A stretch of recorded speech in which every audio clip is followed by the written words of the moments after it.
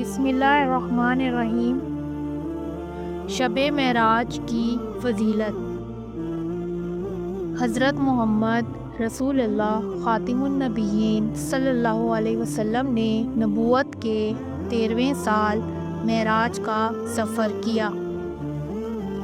معراج آپ صلی اللہ علیہ وسلم کا وہ بابرکت سفر تھا جس میں اللہ تعالیٰ نے پہلے آپ صلی اللہ علیہ وسلم کو مسجد حرام سے مسجد اقصیٰ تک کی سیر کروائی۔ پھر آپ صلی اللہ علیہ وسلم کو ساتوں آسمانوں کے اوپر عرش معلیٰ پر بلایا۔ اس سفر کے پہلے حصے کو اسراء کہتے ہیں، جس میں آپ صلی اللہ علیہ وسلم نے بیت اللہ سے بیت المقدس تک کا سفر کیا۔ دوسرے حصے کو معراج کہتے ہیں، جس میں آپ صلی اللہ علیہ وسلم نے بیت المقدس سے عرش معلیٰ کا سفر کیا۔ قرآن مجید میں اللہ تعالیٰ نے آپ صلی اللہ علیہ وسلم کے سفر معراج کا ذکر سورۃ بنی اسرائیل کے آغاز میں کیا۔ ارشاد باری تعالیٰ ہے، وہ ذات پاک ہے جو ایک ہی رات اپنے بندے کو مسجد حرام خانہ کعبہ سے مسجد اقصیٰ بیت المقدس تک لے گئی، جس کے ارد گرد ہم نے برکتیں رکھی ہیں تاکہ ہم اپنی قدرت کی نشانیاں دکھائیں۔ بے شک وہ سننے والا اور دیکھنے والا ہے۔ ایک رات حضرت محمد صلی اللہ علیہ وسلم آرام فرما رہے تھے کہ حضرت جبرائیل علیہ السلام آپ صلی اللہ علیہ وسلم کی خدمت میں حاضر ہوئے اور آپ صلی اللہ علیہ وسلم کے قلب مبارک کو زمزم سے دھویا۔ پھر انہوں نے آپ صلی اللہ علیہ وسلم کو جنت سے لائی ہوئی ایک سواری براق پیش کی۔ آپ صلی اللہ علیہ وسلم اس پر سوار ہو کر مسجد الحرام سے مسجد الاقصیٰ تشریف لائے۔ وہاں تمام انبیاء کرام علیہ السلام موجود تھے۔ آپ صلی اللہ علیہ وسلم نے ان کی امامت کروائی۔ اس وجہ سے آپ صلی اللہ علیہ وسلم امام الانبیاء کہلائے۔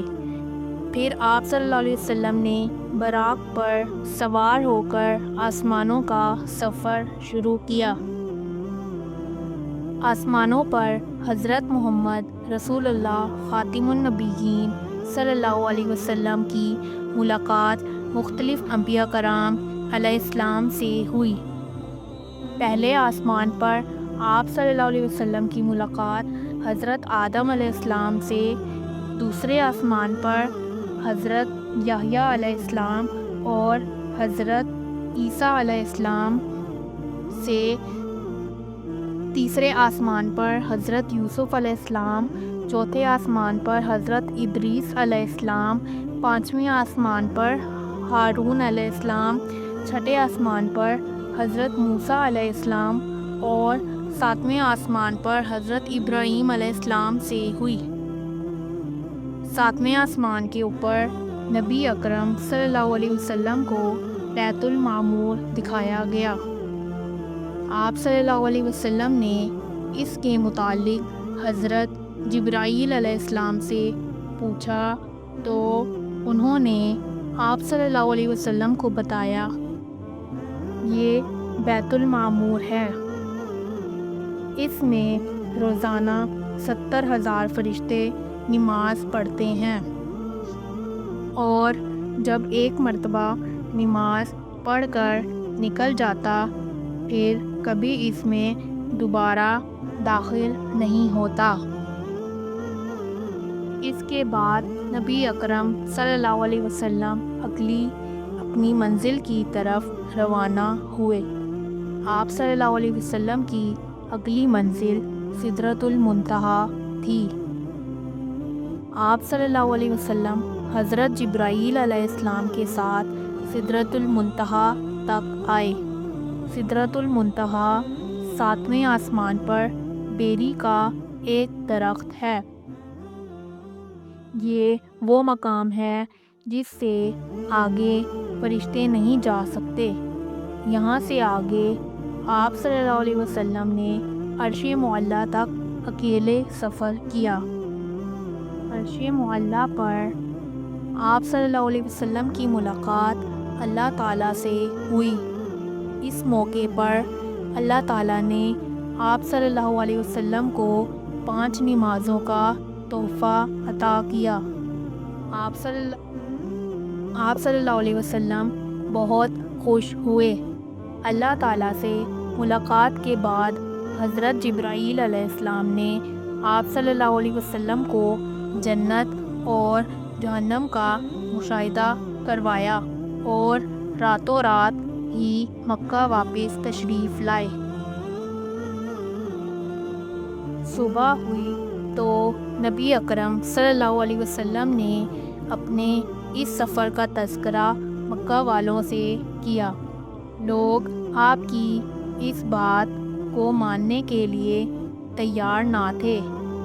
کچھ لوگ حضرت ابوبکر رضی اللہ تعالیٰ عنہ کے پاس دوڑے ہوئے آئے اور کہنے لگے کہ آپ صلی اللہ علیہ وسلم کے صاحب حضرت محمد رسول اللہ خاتم النبیین صلی اللہ علیہ وسلم کہہ رہے ہیں کہ انہیں آسمانوں کی سیر کروائی گئی ہے۔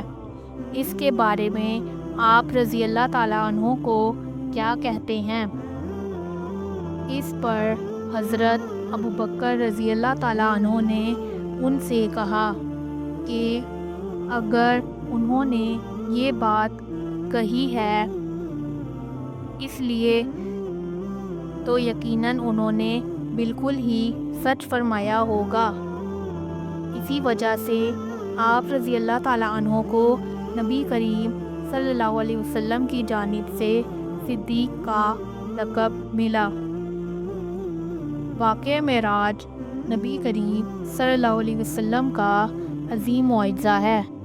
اس واقعے سے نبی کریم صلی اللہ علیہ وسلم کی شان، عظمت اور بزرگی ظاہر ہوتی ہے۔ یہ اللہ تعالیٰ کی قدرت کی بے مثال نشانی ہے۔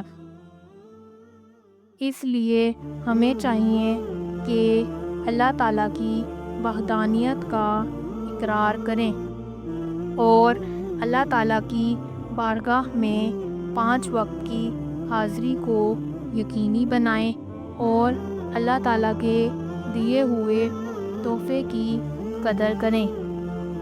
اسی میں اللہ تعالیٰ کی بھی رضا ہے اور ہماری بھلائی اور کامیابی بھی ہے۔